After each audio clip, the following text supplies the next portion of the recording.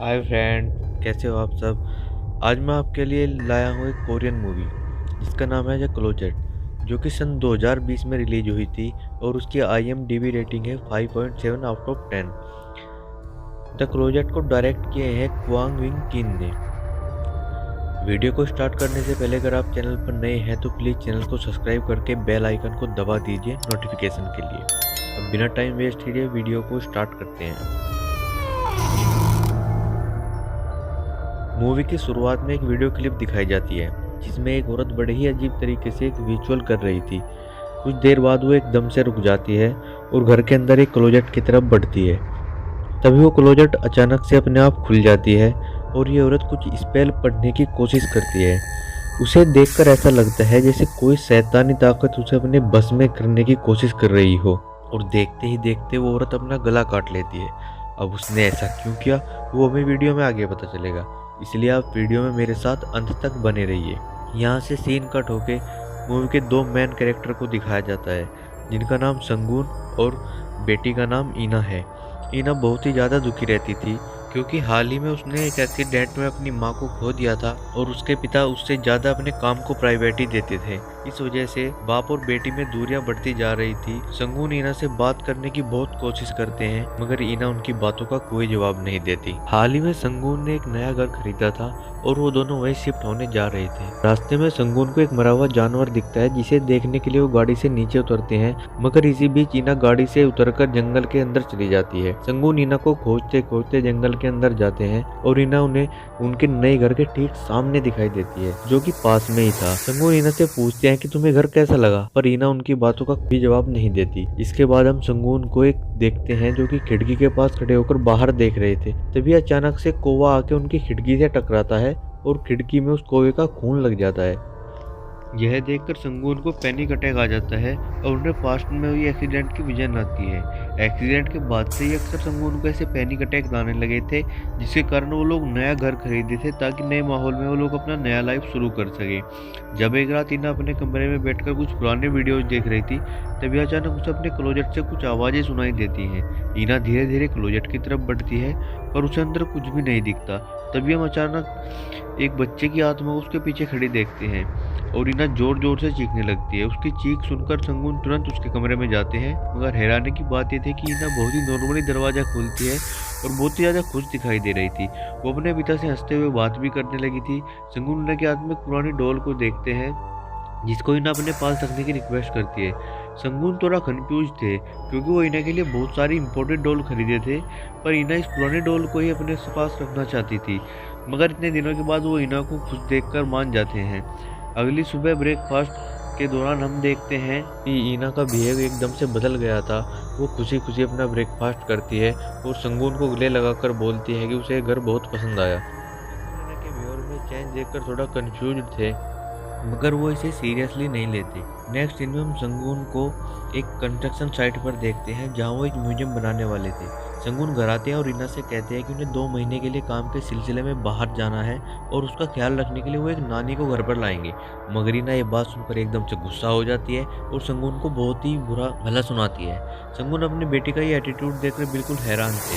उसी रात संगून जब अपने काम में बिजी थे तब ईना के कमरे से उन्हें वायलिन प्ले होने की आवाज़ आती है। संगून कहते हैं कि रात ज़्यादा हो गई है, सो जाओ, मगर वायलिन की आवाज़ और भी ज़्यादा तेज हो जाती है जिससे संगून अपने काम पे फोकस नहीं कर पा रहे थे। वो ईना के कमरे में जाते हैं लेकिन हैरानी की बात ये थी कि ईना अपने बेड पर गहरी नींद में सो रही थी।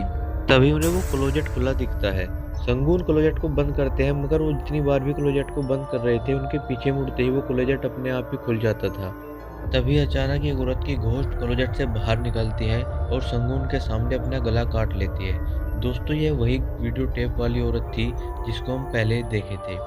संगून काफ़ी डर जाते हैं और तभी उनकी आँख खुलती है, यानी कि वो बस एक सपना देख रहे थे। तभी वो देखते हैं कि किसी ने उनके प्रोजेक्ट पेपर को फाड़ दिया है। वो तुरंत ईना के कमरे में जाते हैं और खिड़की से ईना के घर को बाहर खड़ी हुई देखते हैं। इस तरफ हम ईना को देखते हैं जो कि एक कौवे को मार दिया था और उसकी आंखें पूरी तरह उल्टी हो जाती हैं।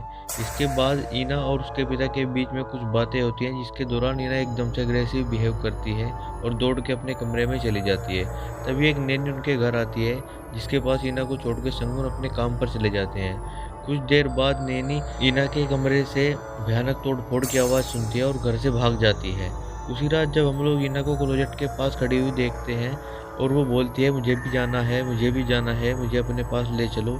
ये कहते ही अचानक क्लोजेट से कुछ हाथ बाहर आते हैं और ईना को खींचकर अंदर ले जाते हैं। इसके बाद हमें 1 महीने बाद की कहानी दिखाई जाती है, जहाँ संगू रीना के मिसिंग पोस्टर बांट रहे थे। वो न्यूज रिपोर्टर, पुलिस सबके पास सहायता मांगने जाते हैं पर कोई फायदा नहीं होता। शहर के सभी लोग ईना के लापता होने पर संगून को ही दोषी मानते थे।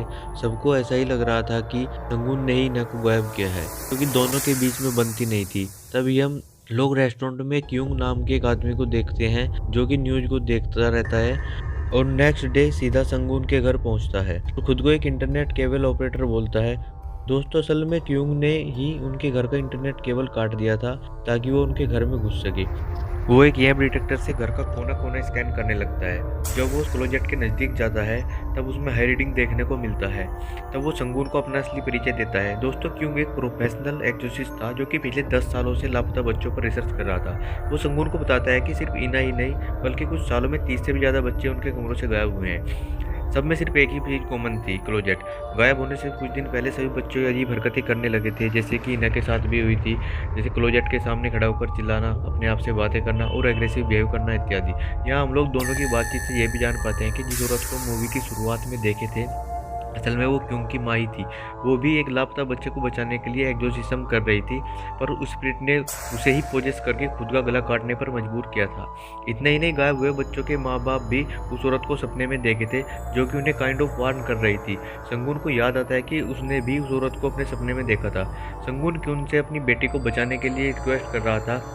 क्यूंग कहता है कि ईना को वो स्पिरिट डेड लिविंग में ले गया है और उनके पास सिर्फ 3 दिन का समय है ईना को बचाने के लिए, नहीं तो वो भी और स्पिरिट के जैसे खून की प्यासी बन जाएगी। क्यूंग ये भी कहता है कि डेड और लिविंग की दुनिया एक खास दीवार से अलग करती है और उसके थ्रू ही वही स्पिरिट बाहर निकल पाती है जिनकी फ्रीक्वेंसी किसी लिविंग इंसान की फ्रीक्वेंसी से मैच करती हो और वो उसी को अपना शिकार बनाती है। उसके बाद क्यूंग अपना रिचुअल शुरू करता है, जिसमें वो कुछ डॉल्स को में अपना खून डालकर क्लोजेट के सामने रख देता है। वो पूरे घर में कैमराज लगा देता है, साथ ही में स्पिरिट डिटेक्टर लाइट भी लगाता है, जो कि स्पिरिट के सामने आते ही ब्लिंक्स करने लगेंगे। फिर दोनों कैमरा के सामने इंतजार करते हैं। कुछ देर इंतजार करने के बाद संगून को स्पिरिट डिटेक्टर की लाइट ब्लिंक करता दिखता है और वायलिन की आवाज़ भी सुनाई देती है। संगून देखते हैं कि क्लोजेट का दरवाज़ा धीरे से खुलता है और एक तेज आवाज़ के साथ अपने आप बंद हो जाती है।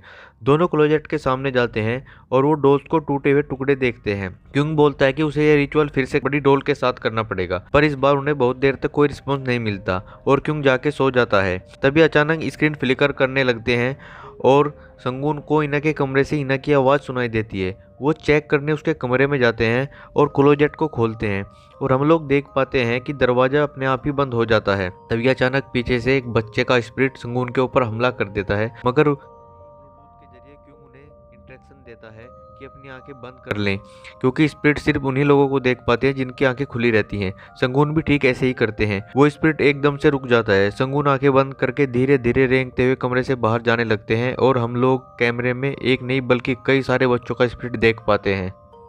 संगून धीरे धीरे कमरे से बाहर जाने में कामयाब हो जाते हैं। इस तरफ क्यूंग जिस कमरे में था वहाँ पर भी एक बच्चे का स्पिरिट आ जाती है और उसके ऊपर अचानक से हमला कर देती है, लेकिन उससे पहले क्यूंग उस स्पिरिट को पहचान लेता है, जो कि पहले लापता बच्चों में से ही एक था। क्यूंग बुरी तरह से घायल हो जाता है और संगून उसे तुरंत हॉस्पिटल ले जाते हैं। रास्ते में क्यूंग संगून को बताते हैं कि उस बच्चे के बारे में जिसका नाम था म्यूंगजिन। उसके बाद संगून क्यूंग की डायरी से म्यूंगजिन का पता निकालते हैं और उसकी फैमिली से मिलने उसके घर चले जाते हैं। इसी दौरान क्यूंग को हॉस्पिटल में उसकी माँ की विजन आती है, जो बोलती है कि उसकी माँ को ढूंढो, और अचानक से उसको होश आ जाता है। इधर म्यूंगजिन की फैमिली में अब सिर्फ उसके पिता ही जिंदा थे, जो कि जंगल के अंदर एक सुनसान जगह में रहते थे। संगून उनसे उनकी बेटी के बारे में पूछते हैं और उन्हें वो डॉल दिखाते हैं। म्यूंगजिन के पिता उस डॉल को देखते ही एकदम गुस्सा हो जाते हैं और डॉल को जला डालते हैं। तभी अचानक से पीछे से क्लोजेट का दरवाजा खुलता है और म्यूंगजिन की आत्मा बाहर निकलती है।